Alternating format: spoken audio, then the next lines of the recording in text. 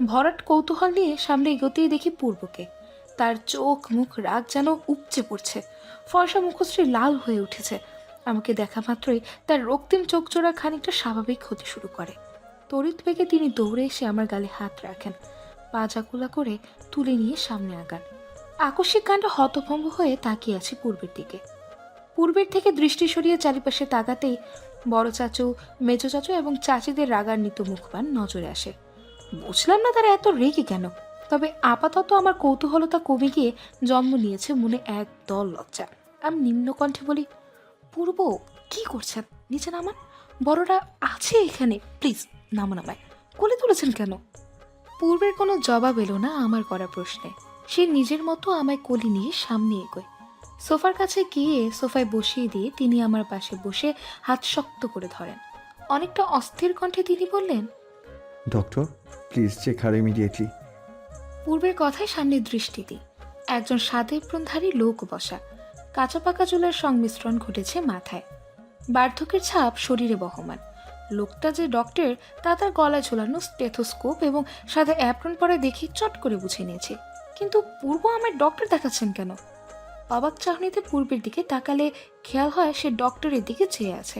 আমি চমকিত কণ্ঠে বলি, পূর্ব ডক্টর কেন? আমার তো কিছু হয়নি। পূর্ব ঘাড় বাঁকিয়ে তাকায় আমার দিকে। সামনে বসে থাকা মানুষ উপেক্ষা করে আমার কোমর চেপে ধরেন তিনি, কাছে টেনে নেন। লজ্জায় কণ্ঠনালী কাঁপছে বোধ হয়, যার কারণে তাকে জোর গলায় কিছু বলতেও পারলাম না।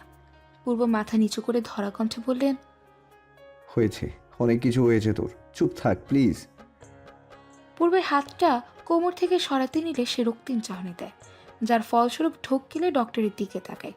কিছুই বুঝতে পারছি না, কিন্তু এখন আমার উত্তর পাওয়া সম্ভব হবে বলে মনে হচ্ছে না। তীক্ষ্ণ নজরে দেখলাম ডক্টর খুব মনোযোগ সহকারে একটা শিশি দেখছেন। তিনি আমার কাছে এসে নরম কণ্ঠে বললেন, মা, তোমার ডান হাতটা দেখি। রোবটের মতো বিনা বাক্যে আমি আমার ডান হাতটা ডক্টরের কাছে এগিয়ে দিই। তিনি আমার হাতে সিরিঞ্জ দিয়ে অল্প কিছু রক্ত নেন। আরেকবার ডানে ঘুরে পূর্বের দিকে তাকাতে দেখি সে চোখ মুখ খিচে আমার হাতের দিকটা তাকিয়ে আছেন, যেন সিরিঞ্জ আমার হাতে নেয়, তার হাতে দিচ্ছে। মৃদু হেসে ফের হাতের দিকে দৃষ্টি দিই। রক্ত নেওয়া শেষ। ডক্টর একজনকে ইশারা করে বললেন রক্তে ভরা সিরিঞ্জটা নিতে। একজন যুবতী মেয়ে এগিয়ে এসে সিরিঞ্জ নিয়ে যায়। প্রায় 20 মিনিটের ব্যবধানে মেয়েটা ফিরে এসে ডক্টরের কাছে কাগজ তুলে দেন। ডক্টর কাগজটা দেখে আলতো হাসেন। তিনি পূর্বের দিকে তাকিয়ে বলেন, রিল্যাক্স মিস্টার পূর্ব, ড্রাগসের ইফেক্ট এখনও বডিতে ছড়িয়ে পড়েনি। আমি 3টা ইঞ্জেকশন দিচ্ছি আপাতত, তাহলে ড্রাগসের ইফেক্টটা কেটে যাবে। ওনাকে এখন 3টা ইঞ্জেকশন দিতে হবে, তাহলে ড্রাগস যতটুকু শরীরে ছড়িয়েছে তা কেটে যাবে এবং ড্রাগস ব্যান্ড এফেক্ট আর পড়বে না বডিতে। বিস্ফোরিত নয়নে পূর্বের দিকে দৃষ্টি দিই। তার চোখ মুখে আতঙ্কের ছাপটা কেটে গিয়েছে অনেকটা, তবে ডক্টরের কথা শুনে মাথায় আকাশ ভেঙে পড়া ফিলিংস আসছে। ড্রাগ আমার বডিতে কিভাবে? আমি উত্তেজিত হয়ে জিজ্ঞেস করি, ড্রাগ? কি বলছে এসব পূর্ব? উনি এসব কি বলছেন? পূর্ব কণ্ঠের খাত নামিয়ে বলে, বলবো, তার আগে ইঞ্জেকশন দেয়া হোক, দেন সব বলবো। ডক্টর ইঞ্জেকশন দিন ফার্স্ট, খেয়াল রাখবেন ও যাতে একটুও ব্যথা না পায়। লাস্টের কথাটা হুমকি স্বরূপ তিনি ডক্টরকে বললেন। ডক্টরের মুখখানা চুপসে যায় তা শুনে। তিনি আমতা আমতা করে বললেন, দেখো পূর্ব, ইঞ্জেকশন দিতে নিলে একটু একটু আদৌ ব্যথা লাগে। ডক্টরের কথা অসম্পূর্ণ রেখে পূর্ব উচ্চকণ্ঠে বললেন, আমি কিছু শুনতে চাই না ডক্টর, আমার কথাই লাস্ট, ব্যথা যাতে না পায়। ডক্টর মাথা নাড়ালেন। আজও মাত্র রক্ত নিল, তখন তো ব্যথা পেলাম না। পূর্ব কি হিতাহিত জ্ঞান হারিয়ে ফেললো? তার চোখ মুখে শত চিন্তার লেশ। হয়তো তার কারণেই সবকিছু গুলিয়ে ফেলছেন। ডক্টর 3টে ইঞ্জেকশন বের করে পাশে কাচের টেবিলটায় রাখেন। একে একে 3টে ইঞ্জেকশন দেওয়া শেষ করেন তিনি, ভীতি নিয়ে। একটু আধটু ব্যথা পেলেও তা বাহিরে প্রকাশ করিনি, না হলে নিশ্চিত বেচারা ডক্টর আঙ্কেলের কপালে শনি আছে। পূর্বকে দেখিয়ে বোঝা যাচ্ছে উনি কতটা সিরিয়াস। ক থেকে খ হলে বয়স্ক ডক্টরের গালে থাপ্পড় মারতে পারেন। আমার ক্ষেত্রে সে একটু বেশি পসেসিভ। ইঞ্জেকশন দেওয়া শেষে ডক্টর চলে যায়। তিনি চলে যাওয়ার পর বড় চাচি এসে আমার পাশে বসলেন। আমার মাথায় হাত দিয়ে বললেন, খারাপ লাগছে দোলা? আমি ডানে বামে মাথা নাড়িয়ে না বলি। অতঃপর জিজ্ঞেস করি, না আম্মু, বাট এসব কি হচ্ছে? অরিন বলল পূর্ব ওরা আপুকে থাপ্পড় মেরেছে, আবার এই ইঞ্জেকশন দিল, ড্রাগ, এসব কি হচ্ছে? বড় চাচি পূর্বকে ইশারায় কিছু জিজ্ঞেস করতে তিনি মাথা নাড়লেন।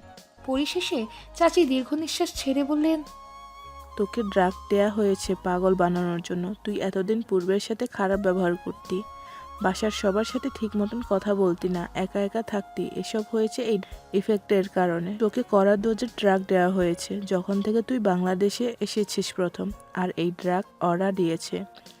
তাই পূর্বকে থাপ্পড় মেরেছে। পূর্ব আজ সকালে ওরাকে আড়ালে একজনের সাথে কথা বলার সময় শুনেছে এইসব। সম্ভবত ও তখন যার থেকে ড্রাগ এনেছিল তার সাথে কথা বলছিল, কবে তোর ব্রেনে ড্রাগের এফেক্ট ছড়াবে তার জন্য। চাচির কথা শুনে স্তব্ধ হয়ে যায়। পূর্বের দিকে তাকিয়ে কাপা কণ্ঠে বলি, আপু এমন কেন করলো? আমি কি করেছি? পূর্বের চোখ মুখে রাগের আভাসটা তরতর করে ফের বেড়ে যায়। রাগে থরথর করে কাঁপতে কাঁপতে সে উঠে দাঁড়িয়ে ওরা আপুর সামনে গিয়ে দাঁড়ান। দাঁতে দাঁত চেপে বললেন, এমন কেন করলি ওরা? দোলের সাথে তোর কি সমস্যা? সাহস তোর বেড়ে গেছে না? বল কেন করলি এমন? Answer me damn it. পূর্ব হুঙ্কার ছেড়ে বললেন। ওরা আপু কেঁপে উঠে চোখ গরম করে আমার দিকে দৃষ্টি দেন, ঝলসানো দৃষ্টি। সেই চোখ দিয়ে যেন তিনি আমায় মেরে ফেলবেন। নিস্তব্ধ হয়ে তাকিয়ে আছি আপুর দিকে। মেজো চাচি এবার কান্নারত কণ্ঠে বলেন, কেন করলি এমন? ওরা কি ক্ষতি করেছে দোলা? কেন তুই ওর এত বড় ক্ষতি করতে গেলি? ওরা আপু এবার মুখ খুলল, রাগান্বিত কণ্ঠে বলল, পূর্বকে ভালোবাসি আমি প্রচন্ড পরিমাণে। দোলাকে পূর্বের পাশে দেখতে ইচ্ছে করে সব কিছু ধ্বংস করে দিই। তার কারণেই দোলা যখন বাংলাদেশে আসে তখন থেকে কড়া ডোজের ড্রাগস দেওয়া শুরু করি। প্রথম কোনো কিছু করিনি, কিন্তু পরবর্তীতে আমি দোলার মাইন্ড নিজের কন্ট্রোলে নেওয়ার জন্যই কড়া ডোজের ড্রাগস দিই। অতঃপর ওর মনে পূর্বের জন্য থাকা ভালোবাসার অনুভূতিকে একটু একটু করে ভুল প্রমাণিত করার চেষ্টা করি। দোলা পূর্বকে থাপ্পড় মেরেছে এই ড্রাগসের কারণেই, কারণ তার একটু আগে আমি ওকে ড্রাগস দিয়েছিলাম। যা করতে বলেছি মাইন্ড কন্ট্রোলে নিয়ে তাই করেছে ও।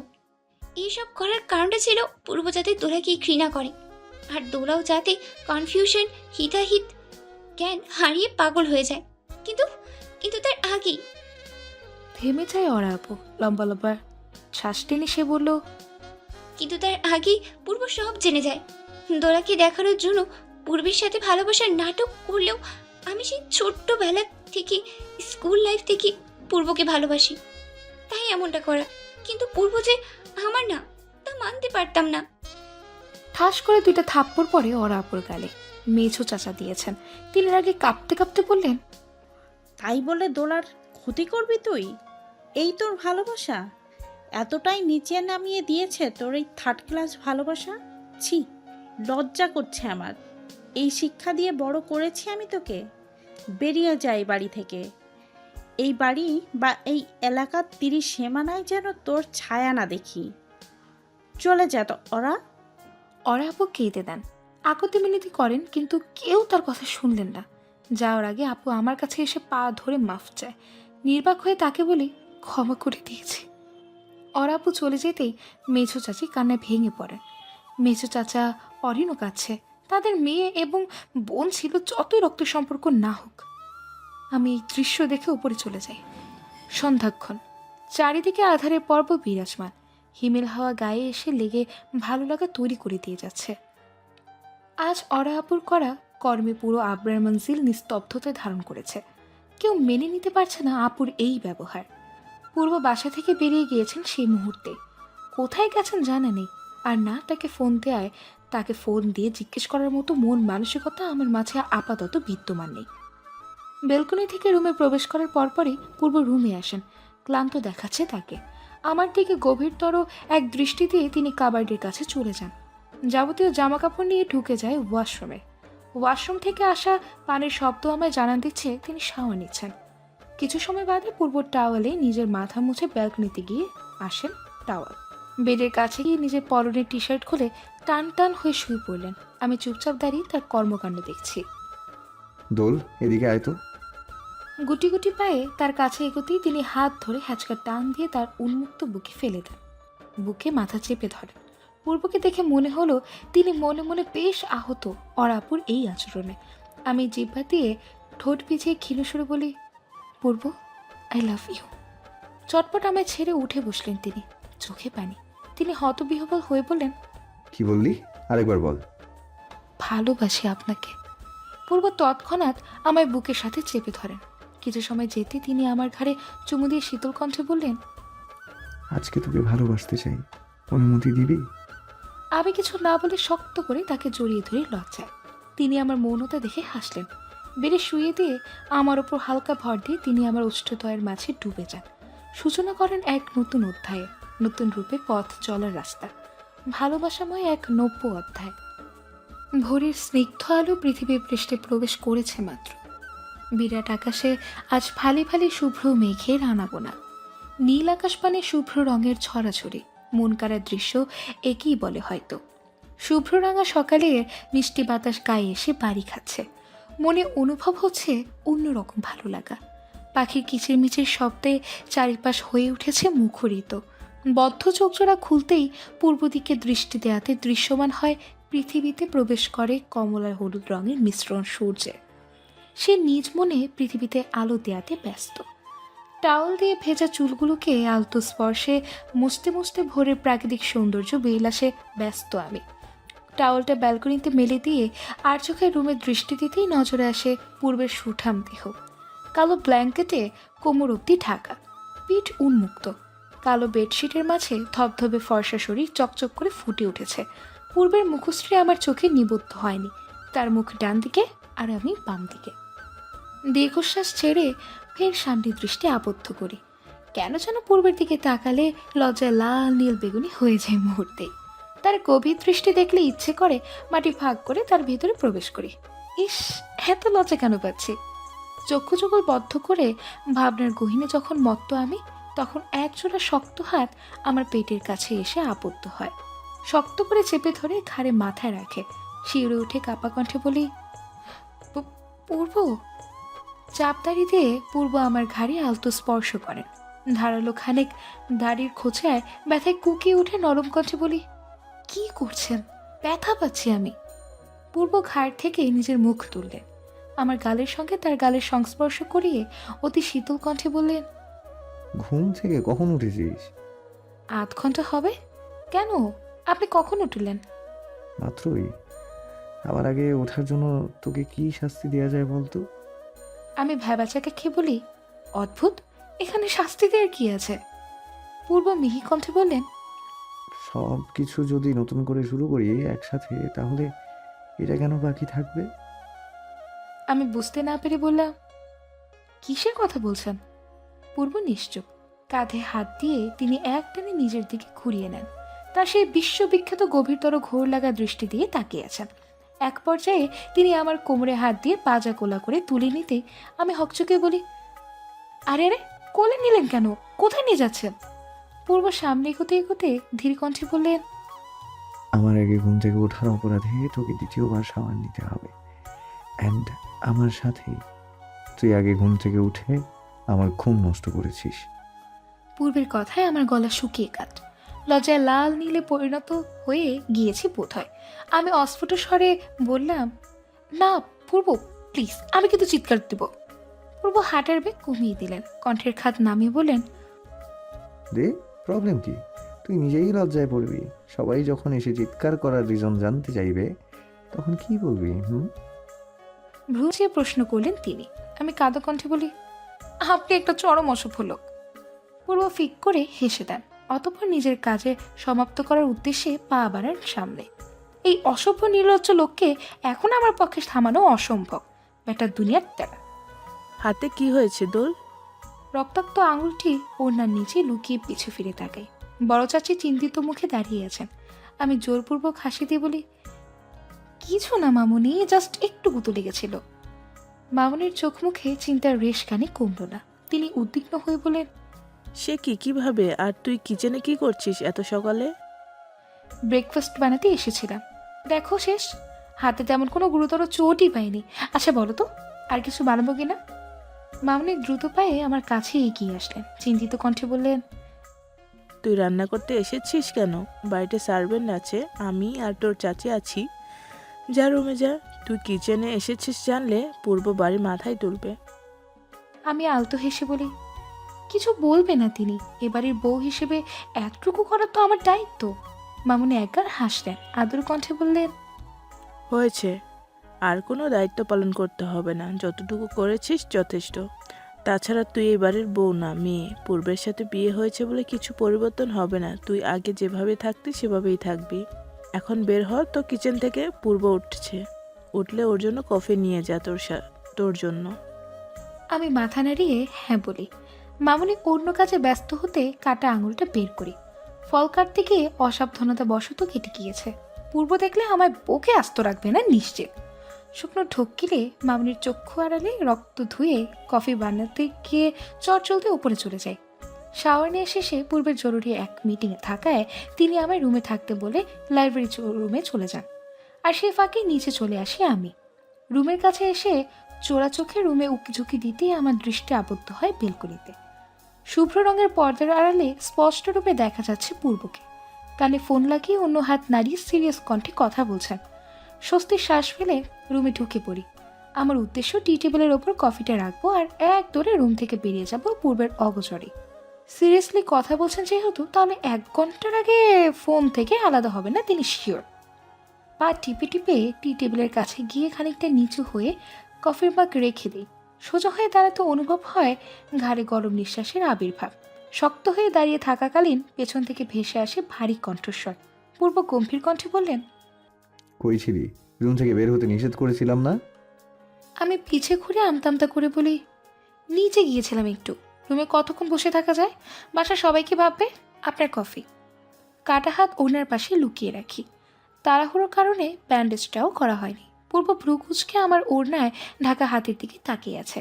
এক পর্যায়ে হুট করে ওনার টান দিতেই উন্মুক্ত হয় আমার কাটা আঙুলটা। আকস্মিক কাণ্ডে হতভম্ব হয়ে তাকিয়ে আছি তার দিকে।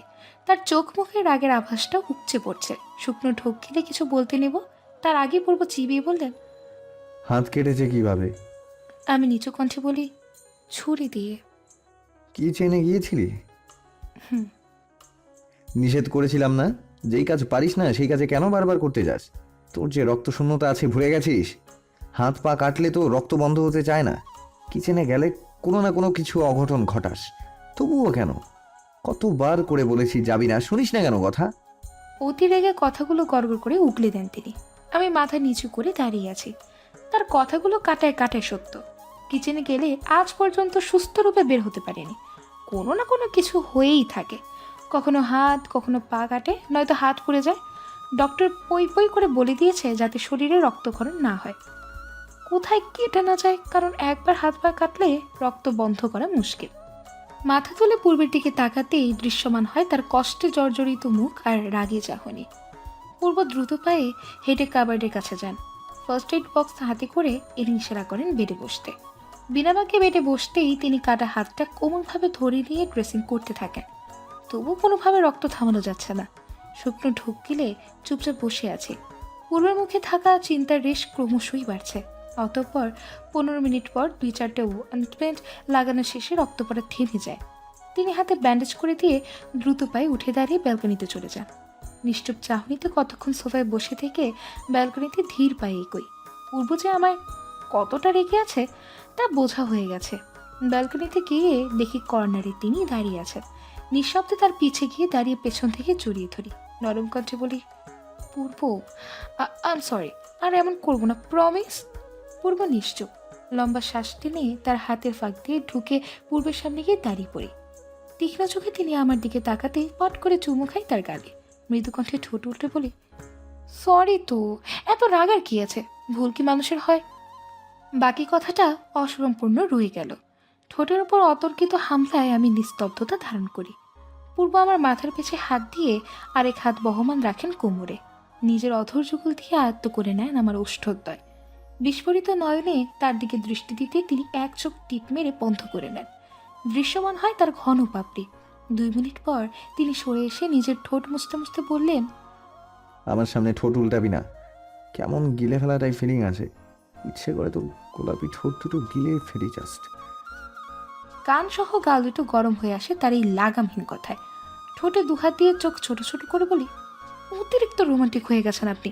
বিয়ের আগেই ভালো ছিলেন, গম্ভীর রাগী স্বভাবের। আপনি এতটা রোমান্টিক জানলে কখনো আপনাকে ভালোবাসতাম না। আচ্ছা, আপনি এতটা রোমান্টিকটা আপনাকে দেখে বুঝতে পারলাম না কেন? হ্যাঁ, সবসময় তো ঝাড়ি আর বকা দেওয়ার টালেই থাকতেন। ঘন কালো ভ্রুজোড়া কুচকে নেয় পূর্ব, তীক্ষ্ণ কণ্ঠে বললেন, হোয়াট ডু ইউ মিন? আমি রোম্যান্টিক থাকি সবাইকে চিল্লিয়ে বলে বেড়াবো? যেই মেয়েগুলো আমায় চোখ দিয়ে গিলে খায় তাদের সাথে রোম্যান্স করে তোকে বোঝাবো আমি রোম্যান্টিক? আমি থতমত খেয়ে বলি, অদ্ভুত তো, এটা আমি কখন বললাম? পূর্ব স্বাভাবিক কণ্ঠে বললেন, জামা কাপড় গুছিয়ে নে, সন্ধ্যায় আমরা কক্সবাজার যাচ্ছি। হঠাৎ কিছুটা চমকিত কণ্ঠে তাকে প্রশ্ন করি। পূর্ব বাঁকা হেসে বললেন, হানিমুন করতে? এখানে তো শুধু পালিয়ে পালিয়ে ছুটে যাস। কক্সবাজার গেলে এক মুহূর্তের জন্য একা থাকতে দিব না, আর না পারাপারি করতে পারবি। চুপসে যাওয়া লজ্জা মিশ্রিত মুখ নিয়ে মাথায় নিচু করে আছি। অস্বস্তি, লজ্জা সব আমার এই মুহূর্তটায় তুমুলভাবে ক্রাশ করছে। আর চোখে ডাইনিং টেবিলে সবার দিকে পরখ করতেই দেখি মিটমিটিয়ে হাসছে সবাই। মামুনি আমার পাশে বসে চিন্তিত কণ্ঠে বললেন, তোকে বারবার বলছি না কিচেনে যাবি না দোল? হাত কি বেশি কেটেছে? তখন আমায় মিথ্যে বললি কেন? আমি অপরাধী কণ্ঠে বলি, সরি মামুনি, আসলে মাঝপথে থামিয়ে দেন মামুনি। নরম কণ্ঠে বললেন, হয়েছে, থাম, আর বলতে হবে না, আমি তোকে বকতাম না। পূর্ব আমার মুখের দিকে আরেক লোকমা এগিয়ে দিতে আমি রাগী দৃষ্টিতে তাকাতে নিব, তৎক্ষণাৎ সে চোখ গরম করে ইশারায় বলে খাবার খেতে। বিনা বাগ্যে ফোঁস করে শ্বাস ফেলে তার হাতে অবশিষ্ট খাবার খেয়ে নিই। মূলত এটাই হচ্ছে আমার লজ্জার কারণ। ড্রয়িং রুমে উপস্থিত সবার সামনে এভাবে খাইয়ে দেওয়ায় অস্বস্তি, লজ্জা দুটোই কাজ করছে। সামান্য এক আঙুল কাটায় কত তামাশা। মাথা নিচু করে ভাবনার গহীনে থাকাকালীন পূর্বের কণ্ঠস্বর শুনি। তিনি কাটকাট কণ্ঠে বললেন, আম্মু, এই পাক নিয়ে যেন কিচেনে আর দ্বিতীয়বার না যায়। গেলে আমাকে বলবে, ঠ্যাং ভেঙে রুমে বসিয়ে রাখবো। মামনি সহ উপস্থিত সবাই হো হো করে হেসে দেয়। আমি চুপচাপ বসে হজম করছি। এই অসভ্য লোক একবার রুমে যাক, তার চুলগুলো সব ছিঁড়ে ফেলবো। মামনি বললেন, আর কখনো যাওয়ার সুযোগ দিলে তো যাবে। পূর্ব প্লেট থেকে রুটি ছিঁড়ে এক টুকরো আমার মুখে দিচ্ছে, তো একবার নিজে খাচ্ছে। তার পুরো ধ্যান এখন আমার উপর, তাই চাইলেও উঠে পালিয়ে যেতে পারছি না। অসহায় চাহনি দিয়ে তার পানি দ্বিতীয়বার তাকাতেই তিনি বললেন, এটাই লাস্ট, হা কর। খাওয়ার মাঝে পূর্ব বললেন, বাবা, আমরা কক্সবাজার যাচ্ছি, একটা জরুরি মিটিং আছে, সরাসরি শাখায় যেতে হবে। আমার সাথে ভাইয়া, দোল আর অরিন যাচ্ছে। 3 দিন পর চলে আসবো। পূর্বের কথায় মামনি চিন্তিত কণ্ঠে বললেন, তোরা দুজন যাচ্ছিস যা, অরেন ডোলকে টানছিস কেন? অরেন প্রেগনেন্ট, আর ডোল তো কতদিন হলো নিজের বাসায় যায় না, একটু ঘুরে আসুক নিজের বাসা থেকে। মামনির কথায় পূর্ব শক্ত কণ্ঠে বললেন, এটাই ওর বাসা, দেখতে যাবে বাবা মাকে, তা এসেও দেখতে পারবে, বাট ও আমার সাথে যাচ্ছে, এটা ফাইনাল। অরিন সঙ্গে যাবে, কারণ ওরও মাইন্ড রিফ্রেশমেন্টের দরকার আছে। আমি ওখানে গেলে দোলের কাছে থাকতে পারবো না, অরিন আর দোল একসাথে থাকতে পারবে। পূর্বের কথা শেষ হতেই অপর ভাইয়া তাকে পিঞ্চ মেরে বললেন, আরে আম্মু, বোঝো না কেন? তোমার ছেলে যে বউ পাগল হয়ে গিয়েছে তা জানো না? বউ ছাড়া সে কিছুই বোঝে না। অপর ভাইয়া কথাটা বলে হেসে উঠলেন সাথে সবাই। পূর্ব আর চোখে কড়া দৃষ্টি নিক্ষেপ করে অভ্র ভাইয়ার দিকে। এতে ভাইয়া থতমত খেয়ে হাসি থামিয়ে দিয়ে বললেন, আরে অদ্ভুত তো, বড় ভাই হই তোর, এভাবে তাকাস কেন? সম্মান দিয়ে তাকাবি, বুঝছিস? পূর্ব এমন একটা ভাব করলেন যেন সে কিছুই শোনেনি। অপর ভাইয়া বিরক্ত সুরে বললেন, শালার তেরা একটা ছোট ভাই হয়ে জন্মাইছে। দুই ভাইয়ের এরূপ আচরণ ফের আরেক দফা হাসির রোল পড়ে। মামনিকে বলে উঠে চলে আসে। পূর্বের ওপর রাগ লাগছে। কিছু সময় আগের ঘটনায় লজ্জায় কোথাও লুকিয়ে যেতে মন চাইছে কখনো। বেটি পা ঝুলিয়ে বসার ঠিক 3-4 মিনিট পর পূর্ব রুমে আসেন। তাকে দেখে রাগ তরতর করে বেড়ে যায়। বেড থেকে এক লাফে দাঁড়িয়ে তার সামনে যাই। দুহাত দিয়ে তার কলার টেনে ধরে তিক্ত কণ্ঠে বলি, আপনি আপনি খুব খারাপ মানুষ পূর্ব। পূর্ব স্বাভাবিক, সে নিজের দু পকেটে হাত গুজে দিয়ে শান্ত কণ্ঠে বললেন, কেন? সবার সামনে খাইয়ে দিয়ে কি ছিল? হ্যাঁ, আমার আঙুল কেটেছে, হাত না। জানেন কতটা লজ্জা পড়েছিলাম সবার সামনে? এখানে লজ্জা পাওয়ার কি আছে? তুই আমার ওয়াইফ, সেই হিসেবে খাইয়ে দেওয়াতে লজ্জা পাওয়ার কি আছে? স্ট্রেঞ্জ। তীক্ষ্ণ চাহনি দিয়ে প্রশ্ন করলেন তিনি। হতাশ হয়ে দীর্ঘশ্বাস ছাড়ি। কাকে বোঝাচ্ছি আমি? এই নির্লজ্জমান লোককে, যার কিনা লজ্জার ল পর্যন্ত নেই। তাকে কিভাবে বোঝায়? ছোটকাল থেকে যারা আমাদের দুজনকে ভাই বোনের নজরে দেখেছে, আজ তারাই যদি দেখে আমরা হাজব্যান্ড ওয়াইফ, ব্যাপারটা জঘন্যতর। কোমরে কারো হাতের স্পর্শ টের পেতেই সামনে তাকাই। পূর্ব মৃদু ভঙ্গিতে হাসছেন, নিবিড়ভাবে জড়িয়ে নিয়ে ভ্রু নাচিয়ে বললেন, কি ভাবছিস? আমি থতমত খেয়ে বলি, কিছু না, ছাড়ুন, কাজ আছে। পূর্ব ছাড়লেন না, দুহাত দিয়ে শক্ত করে জড়িয়ে ধরে এক পর্যায়ে বাজা কোলা করে তুলে নেন। হতভম্ব হয়ে তার তাকিয়ে তাকিয়ে আছি। পূর্ব আমায় বেডে নিয়ে শুয়ে দিয়ে আমার ওপর উবু হয়ে বসেন, গালে হাত রেখে নরম কণ্ঠে বললেন, স্নিগ্ধ পরি কি জানে তার প্রেম কুঞ্জ শহরে ডুবে গিয়েছি তার মাথার প্রেমিক হয়ে? তার শীতল চাহনিতে যে আবার হৃৎপিণ্ড তোলপাড় শুরু হয়, তার কোমল মিষ্টি কণ্ঠস্বর শুনে বুকে প্রেমের ঝড় বয়ে যায়। তার মধুর রূপ দেখলে ইচ্ছে করে সেই রূপের মাধুরীতে মিশে একাকার হয়ে যায়। মুগ্ধ নয়নে তাকিয়ে তার সমস্ত কথাগুলো বুকে গেঁথে রাখি। পূর্বের বলা বিশেষ বিশেষ লাইনগুলো শুনলে ইচ্ছে করে সারা জীবন শুধু তার মুগ্ধকর কণ্ঠে একই কথাগুলো শুনে যায়। পূর্ব মাথা নিচু করে দুই গালে শব্দ করে চুমু খান। কপালে চুমু খেয়ে নাকে নেমে এসে আলতো করে চুমু খেয়ে পাশে শুয়ে পড়েন। আমার এক হাত তার হাতের মাঝে আবদ্ধ করে শীতল কণ্ঠে বললেন, আমার স্নিগ্ধ পরীর সৌন্দর্য পৃথিবীর সকল অপ্সরী পরী হুরদের কাছে ফিকে পড়ে যায়। তার রূপ চোখ ঝলসানো, তাকে ভালোবেসে মন কোঠরে স্থাপন করে নিজেকে পৃথিবীর সব থেকে ভাগ্যবান পুরুষ মনে হয়। ইউ নো হোয়াট স্নিগ্ধ পরী, আমি হচ্ছি পৃথিবীর সকল ভাগ্যবান পুরুষদের মধ্যে অন্যতম, কারণ আমার কাছে স্নিগ্ধ পরী আছে। মাঝে মধ্যে বিশ্বাস হয় না, কল্পনা লাগে সবকিছু। মনে হয় জেগে হারিয়ে ফেলবো না তো তোকে, আমায় কখনো ছেড়ে যাবি না তো? পূর্ব খানিকটা করুণ স্বরে বললেন, চোখ দিয়ে সুখের অশ্রু পেয়ে পড়ে আমার। তার হাতটা শক্ত করে চেপে ধরি, নরম কণ্ঠে বলি, যতদিন বেঁচে আছি আপনার সাথে থাকবো, কখনো ছেড়ে যাব না, প্রমিস। পূর্ব ভুবন ফোলানো হাসি দেয়, এক হাতে আমায় আঁকড়ে ধরেন শক্ত করে, পাড়ি দেন এক ভালোবাসার সাগরে, যে সাগরে শুধুমাত্র ভালোবাসা এইটে সেটে আছে। মনোমুগ্ধকর আজানের ধ্বনি কানে এসে বাড়ি খেতেই চোখ পিটপিট করে খুলি। মাথার নিচে শক্ত কিছুর আভাস মেলে, চোখ মেলে পূর্ণ দৃষ্টিতে তাকাতে নজর আসে পূর্বের ঘুমন্ত মুখখানি। সে ঘুমে বিভোর, সিল্কি কিছু চুল কপালের সামনে পড়ে আছে। সাবধানে চুলগুলোকে পিছে ঠেলে দিয়ে তার কপালে আলতো করে চুমু খায়। তার উন্মুক্ত বুকে ব্ল্যাঙ্কেট টেনে দিয়ে উঠে চলে যায় ওয়াশরুমের উদ্দেশ্যে। শাওয়ার শেষে অজু করে নামাজ পড়া শেষ করে ব্যালকনিতে চলে যায়। মিষ্টি বাতাস শেষে গায়ে বাড়ি দিয়ে যাচ্ছে। সাদা ওড়না মাথায় চেপে কাঁধ ব্যাধ হাতে নিয়ে পূর্ব লাগেজের চেইন লাগিয়ে বললেন, সব কিছু ঠিক আছে? আর কিছু নিবি? আমি সেদিকে তাকিয়ে ফোন হাতে নিতে নিতে বলি, হুম। আচ্ছা চল, ড্রাইভারকে বলে দেবো না লাগেজ গাড়িতে রাখতে। মাথা নাড়িয়ে তার পাশে গিয়ে দাঁড়াই। রাত 9টা বাজে। জরুরি কাজ থাকায় আজ রাতে কক্সবাজার রওনা দিতে হবে। নিচে এসে সবার থেকে বিদায় নিয়ে গাড়িতে উঠে বসি। অরিন আর অভ্র ভাইয়া আলাদা গাড়িতে করে পেছনে আছেন। পূর্ব সিট বেল্ট লাগিয়ে দিয়ে নিজের সিটে বসে পড়লেন। গাড়ি স্টার্ট দেওয়ার পর আমার দিকে আর চোখে তাকিয়ে বললেন, ঘুম পাচ্ছে না? আমি চোখ বাঁকিয়ে বলি, দুপুর থেকে সন্ধ্যা পর্যন্ত তো ঘুমিয়েই কাটিয়েছে, আর কি ঘুমাবো। হাহ। পূর্ব হাসলেন। জানালার বাহিরে দৃষ্টি দিয়ে মুগ্ধ নয়নে দেখতে থাকি রাতের প্রকৃতিরও সৌন্দর্য যেন দ্বিগুণ বৃদ্ধি পায় রাতের শহরের। ঘোলাকা দৃষ্টিতে তাকিয়ে থাকা অবস্থায় হাতে হ্যাচকা টান পড়ে।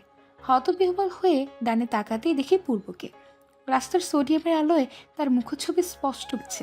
পূর্ব বললেন, বাহিরে মাথা দিচ্ছিস কেন? এটা কতটা রিস্কি জানিস? আমি নিম্নস্বরে বলি, সরি। তাই বলে এভাবে টান দিতে হবে? ডাক দিলেই তো হতো। পূর্ব তাচ্ছিল্য ভরা কণ্ঠে বললেন, যেভাবে চোখ বড় সড়ো করে দেখছি রে, মাইক দিয়ে রাখলেও টের পেতি কিনা সন্দেহ। ভ্রু কুচকে তার দিকে কিছুক্ষণ পূর্বে তাকিয়ে থেকে ফের বাহিরে তাকাই। তৎক্ষণাৎ গাড়ি থেমে যায়। জিজ্ঞানু দৃষ্টিতে তার দিকে তাকাতেই তিনি আমার সন্নিকটে এসে ঝুঁকে সিট বেল্ট খুলে নেন। অতঃপর হাত ধরে টেনে এনে তার কোলে বসিয়ে দিয়ে আমি সহ আমার এবং তার সঙ্গে সিট বেল্ট লাগিয়ে দেন। আমি হকচকে বলি, আরে আরে, আশ্চর্য তো, কি করছেন?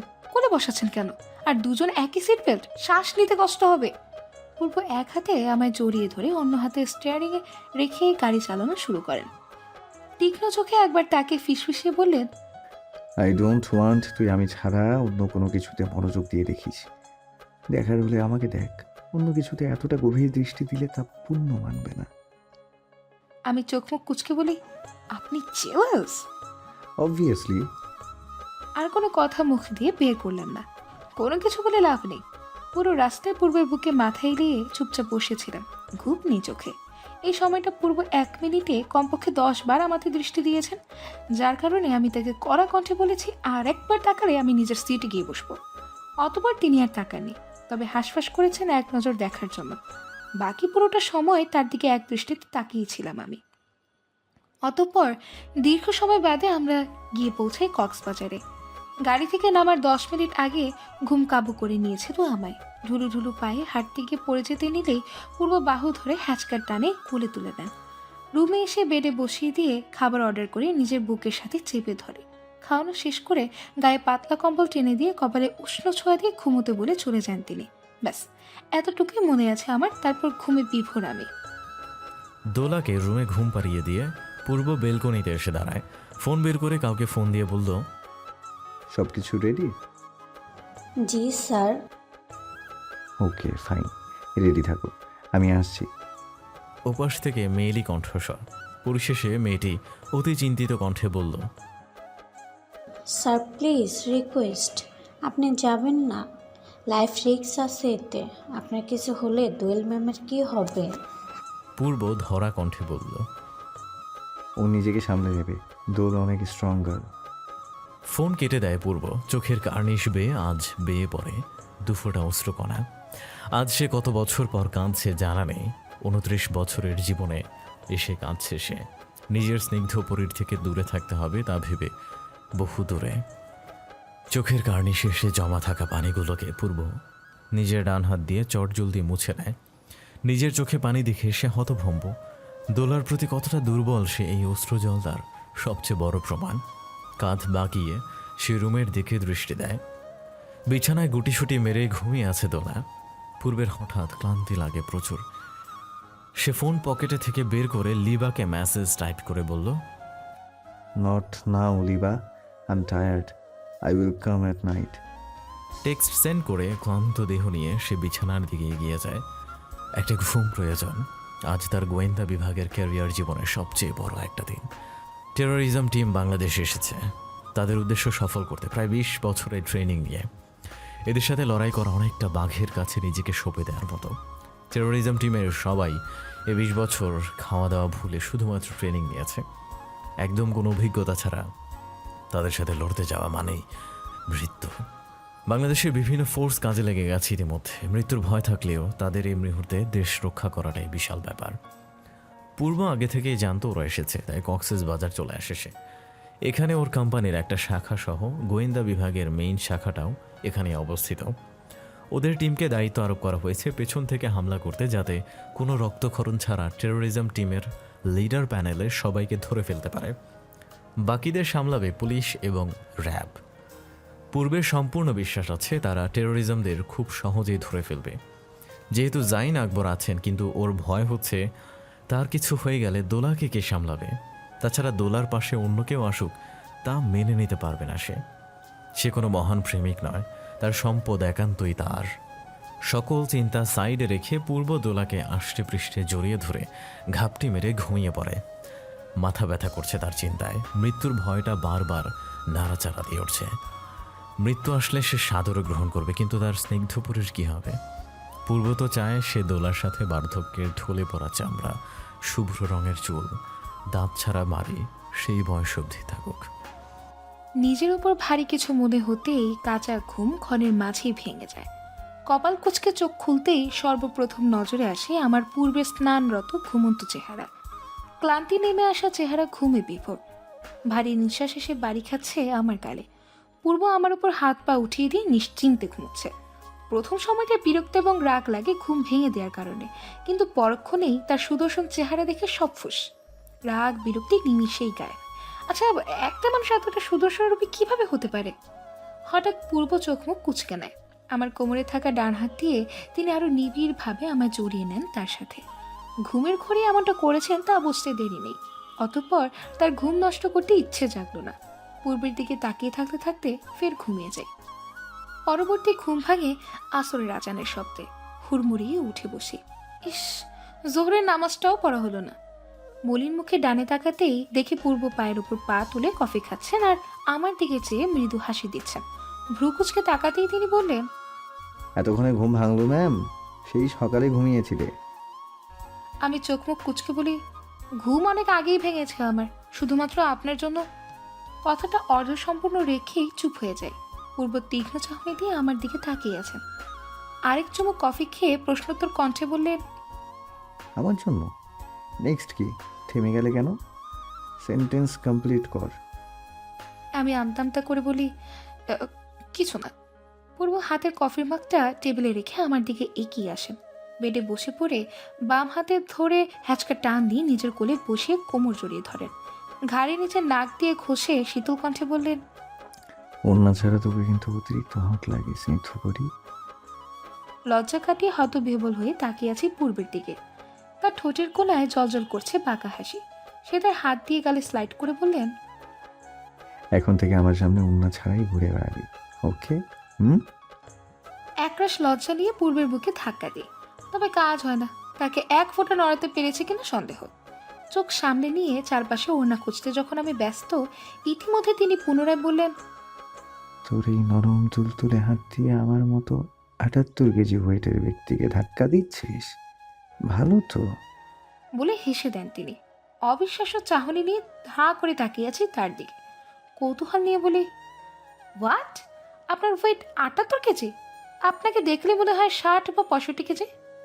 পূর্ব ঠোঁটের কোলায় হাসি বিদ্যমান রেখে বললেন, প্রতি ঘাম ঝরিয়ে জিম করি, তাকে অযথায়। অতবার বুঝতে পারি এসব।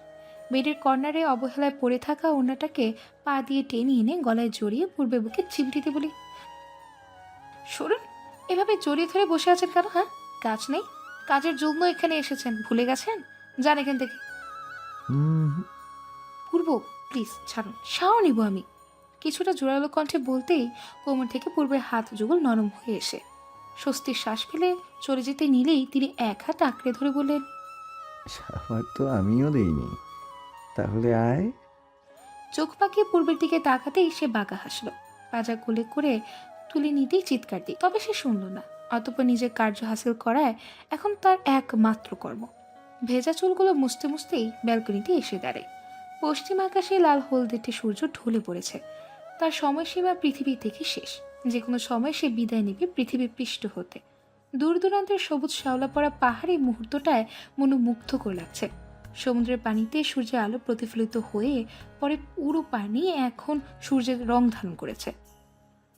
গভীর দৃষ্টি দিয়ে চারিপাশ দেখতে দেখতে একসময় অনুভব হয় কড়া পারফিউমের ঘ্রাণ।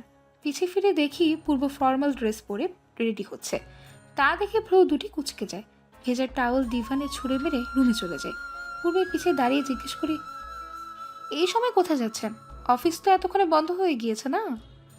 পূর্ব কাঁধে ব্যাগ নিয়ে বললেন, আমার কাজ অফিসের বাইরে।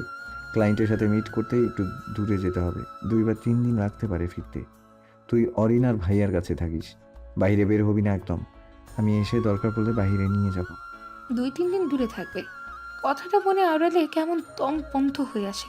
অসহায় চাহনি দিয়ে পূর্বের দিকে তাকাতে সে 2 কদম এগিয়ে এসে আমার দুগালে আদর ও স্পর্শ দিয়ে বললেন, একদম মন খারাপ করবি না, এসে পড়বো আমি। ঠিক মতো খাওয়া দাওয়া করবি, নিজের খেয়াল রাখবি, হেয়ালি করবি না নিজের প্রতি।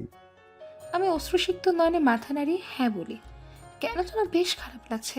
মনে হচ্ছে খারাপ কিছু হতে চলেছে, খুব খারাপ কিছু। পূর্বকে আপাতত দূরে যেতে ইচ্ছে করছে না একটু। আমি ধরা কণ্ঠে বলি, না গেলে হয় না? আমি না গেলে কে যাবে? অরিন প্রেগনেন্ট, ভাইয়ার ওকে প্রয়োজন। ভাইয়াকে পাঠাই কিভাবে? প্রেগনেন্সি টাইমে একজন ওয়াইফের সবচেয়ে বেশি দরকার পড়ে তার হাজবেন্ডের। আর আমি এসে পড়বো তো। শেষের কথাগুলো কাপা কণ্ঠে বললেন তিনি। এতে ভয়টা দ্বিগুণ হয় আমার। চুপচাপ 2 পা এগিয়ে তাকে জড়িয়ে ধরি। আলতো কণ্ঠে বলি, আমাকে কি আপনি কোনো মিথ্যে কথা বলছেন পূর্ব? আমার এত খারাপ লাগছে কেন? পূর্ব ভরকে যাওয়া কণ্ঠে বললেন, না, মিথ্যা বলার কি আছে? খারাপ লাগছে কারণ দূরে যাচ্ছি, তাই হয়তো। চলে আসবো কথাটা বলার সময় আপনার কণ্ঠ কাঁপলো কেন? এমনি, তেমন কিছু না। নিজের খেয়াল রাখিস, আমার দেরি হচ্ছে। আমি মলিন কণ্ঠে বলি, নিজের খেয়াল রাখবেন পূর্ব। পূর্ব চলে যায় দ্রুত, তবে মাঝপথে পিছু ঘুরে তিনি শীতল কণ্ঠে বলেন, স্নিগ্ধ পরি যদি জানে সে আর নেই, ফিরে আসবে না আর কখনো, বহু দূরে পাড়ি দিয়েছে সে, তাহলে স্নিগ্ধ পরি যেন অশ্রু বিসর্জন না দেয়। এতে সে যে দূরে গিয়েও প্রচন্ড কষ্ট পাবে, জ্বলে পুড়ে ছারখার হয়ে যাবে সে। তড়িৎ বেপকে চলে যায় পূর্ব। অস্থিরতা নিয়ে সেদিকে চেয়ে আছে। কি বলে গেলেন তিনি? স্নিগ্ধ পরি তো তিনি আমায় সম্বোধন করতেন, তাহলে সে কে? পূর্ব নয় তো? 2 দিন কেটে গিয়েছে আজ, পূর্বের কোনো খোঁজ নেই, না দিয়েছে কোনো ফোন কল, না কোনো মেসেজ। এই 2টা দিন কিভাবে কেটেছে তা একমাত্র আমি নিজেই জানি। আপেল কেটে দিয়ে অরিনের দিকে এগিয়ে দিই। হঠাৎ টিভিতে একটা নিউজ শুনে স্তব্ধ হয়ে যায়। ঝাপসা দেখতে শুরু করি। একসময় শখ সামলাতে না পেরে ব্রেন কাজ করা বন্ধ করে দেয়। টলে পড়ি মাটিতে। শেষবার চোখ দুটো পূর্বকেই খুঁজছিল। নিস্তব্ধ দৃষ্টি। চারিপাশ থেকে ভেসে আসছে শত মানুষের কান্না। প্রিয়জন হারানোর ব্যথায় কেউ কেউ লুটিয়ে পড়ছে মাটিতে, আবার কিছু মানুষ ব্যস্ত তাদের প্রিয়জনের লাশ খুঁজতে। চোখে অশ্রুতে টলমল করছে। কক্সবাজারে এসে আমরা যেই হোটেলে উঠেছি সেই হোটেলটা আপাতত লাশ দিয়ে ভরপুর। কারো সন্তান হারানোর বেদনা, কারো তো ভালোবাসার মানুষটি চলে যাওয়াতে আত্মচিৎকার। হোটেলের গ্রাউন্ড ফ্লোরে সারি সারিভাবে লাশ সাজানো রয়েছে। এখানে মোট 150 জনের লাশ তো হবেই। বাক্যহীন দৃষ্টি নিয়ে কাপ্পা পায়ে এগিয়ে আসি সামনে। সঙ্গে সঙ্গে 2জন লোক এসে আমার সামনে 2টা লাশ রেখে দেয়। সাদা কাফনে মোড়ানো 2টি লাশের দিকে নিস্তব্ধ দৃষ্টি চেয়ে আমি। প্রিয়জন হারানোর তীব্র ব্যথা আজ আমি চরমভাবে অনুভূত করছি। শূন্য দৃষ্টি নিয়ে লাশ দুটোর দিকে তাকিয়ে, এমন কেন হলো? একটু কি ভিন্ন হতে পারতো না? আল্লাহকে আমায় নিয়ে গেলে পারতেন না? বুকে চাপ অনুভব হয়। হাঁটু কেড়ে মাটিতে বসে চিৎকার করে কেঁদে দিই। বাস্তবতায় এত কঠিন কেন?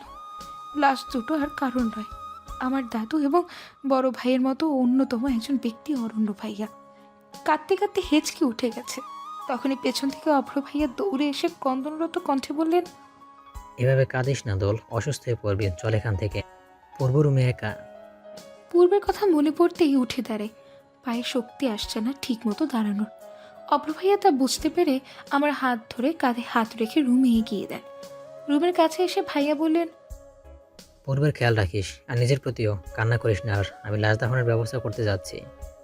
অশ্রুসিক্ত নয়নে সায় জানাই। অভ্র ভাইয়া চোখের পানি মুছে দিয়ে চলে যান। তার চোখেও পানি জলজল করছে। এভাবে দাদু, অরণ্য ভাইয়া, তাদের 2জনের হঠাৎ চলে যাওয়া কেউ মেনে নিতে পারছে না। 2 হাত দিয়ে চোখ মুছে ভেতরে যাওয়ার জন্য উদ্যুক্ত হই। পূর্বের কাছে গিয়ে কাঁদা যাবে না, এতে তিনি আরো দুর্বল হয়ে পড়বেন। আমার থেকে শতগুণে বেশি কষ্ট তিনিই পাচ্ছেন হয়তো। দাদুর জন্য তার কষ্টটা কম হলেও অরণ্য ভাইয়ার জন্য সেই কষ্ট দ্বিগুণ হবে। দাদুকে আগে কখনো দেখা বা স্নেহ পাননি তিনি, কিন্তু অরণ্য ভাইয়া, সে তো তার শ্বাস ছিল। গভীর শ্বাস নিয়ে রুমে প্রবেশ করি।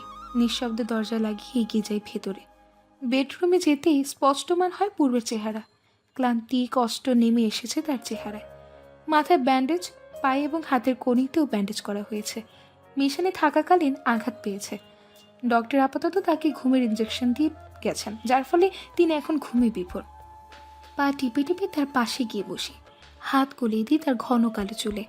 চোখ দুটো আজ বাত মানছে না, টপ টপ করে গড়িয়ে পড়ছে অশ্রুজল। কিছু সময় আগের কথা মনে করি।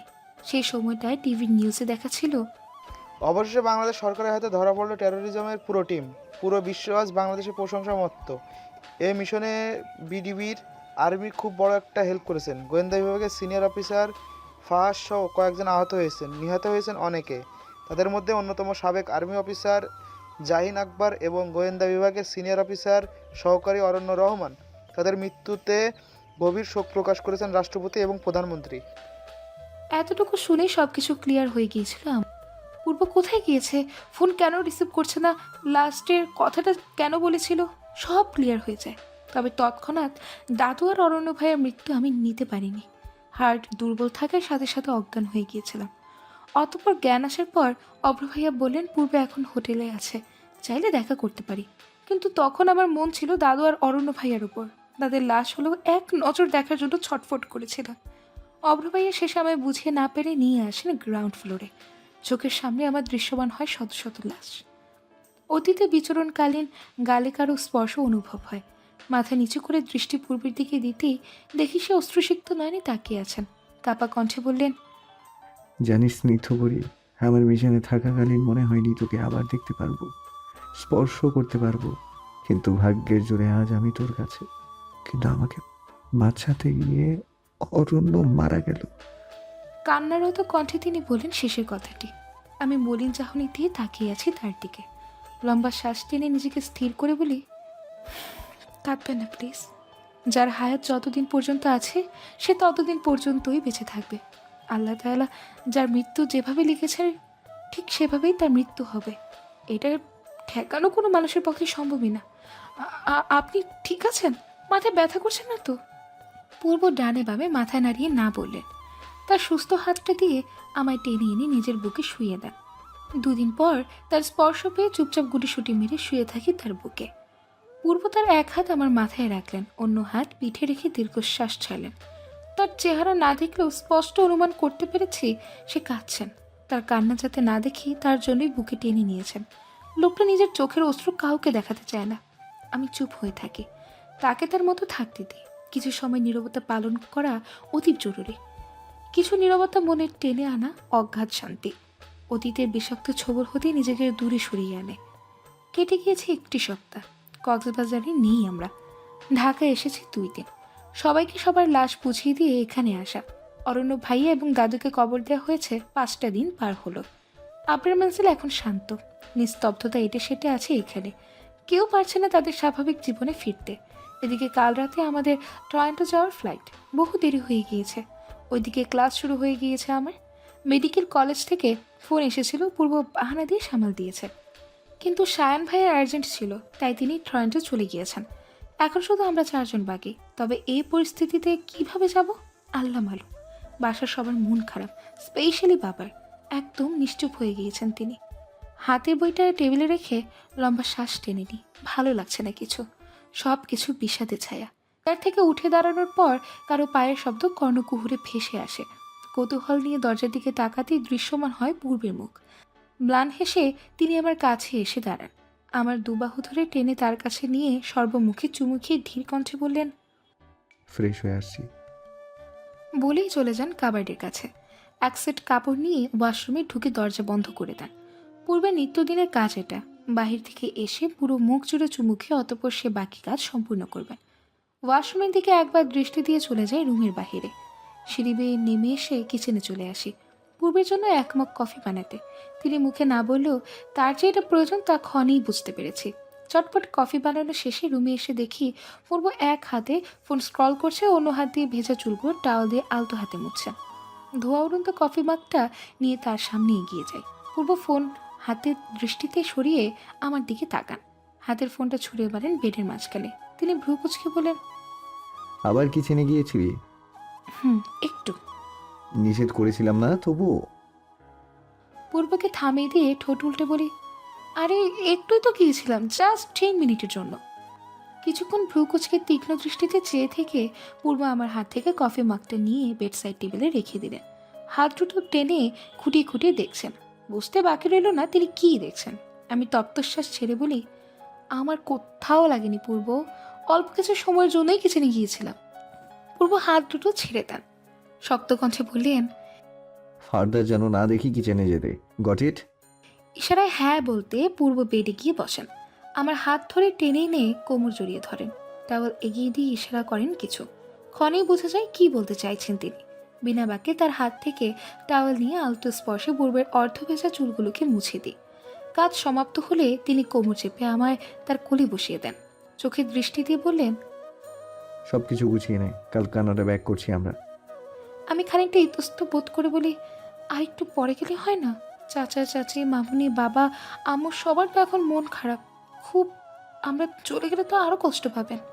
পূর্ব মৃদু হাসতে। হাসির কারণটা আমার বোধগম্য হলো না। আমি কৌতূহল ভরা কণ্ঠে জিজ্ঞেস করি, হাসছেন যে? আর একটু পরে যাওয়ার দরকার নেই। বাবা মা বা কারোরই কষ্ট হবে না, বিকজ ওরা সবাই আমাদের সাথে যাচ্ছে এবার। বিষয়ের ঠোঁট দুটো আপন শক্তিতে আলাদা হয়ে যায়। আমি কাপা কণ্ঠে বলি, সত্যি? পূর্ব ইশারা করে হ্যাঁ বলে। খুশিতে গদগদ হয়ে জড়িয়ে ধরি তাকে। যাক, অবশেষে ওই ভিন দেশে বাবা মা কেমন আছে, চাচা চাচি কী করছে, কষ্ট পাচ্ছে নাকি তারা, এসব ভাবতে হবে না। তারা গেলে আর শূন্যতা বা খারাপ লাগাটা পুনরায় কাজ করবে না। প্রতিদিন আম্মুর ক্রন্দনরত কণ্ঠ শুনে মন খারাপ করতে হবে না। সব কিছু ভাবতেই কেমন প্রশান্তি অনুভূত হচ্ছে। শত কষ্টের মাঝেও ভালো লাগা এলো। রাতের বেলা ডাইনিং টেবিলে বসে সবাই কথার মাঝে ব্যস্ত। কানেটা চাওয়া নিয়ে কথা হচ্ছে সবার মাঝে। তৎক্ষণাৎ আম্মু বলল, যাক, এইবার বাচ্চাদের থেকে দূরে থাকতে হবে না। ভাবতেই ভালো লাগছে, ওরা দূরে থাকলে মনে হয় দুনিয়াটা মিথ্যে। মামুনি সায় জানায়। মিষ্টি হেসে বলল, সেটাই, আর বাংলাদেশে থেকেই বা কী করবো এখন? ফ্যাক্টরি তো আর নেই, নিলামে তো বিক্রি করে দিল। ওদের কাছে থাকলে এখন ভালো থাকবো আমরা। বাবা মায়ের সব শান্তি তো সন্তানের কাছেই। আরও টুকটাক কথা চলতে থাকে সবার মাঝে।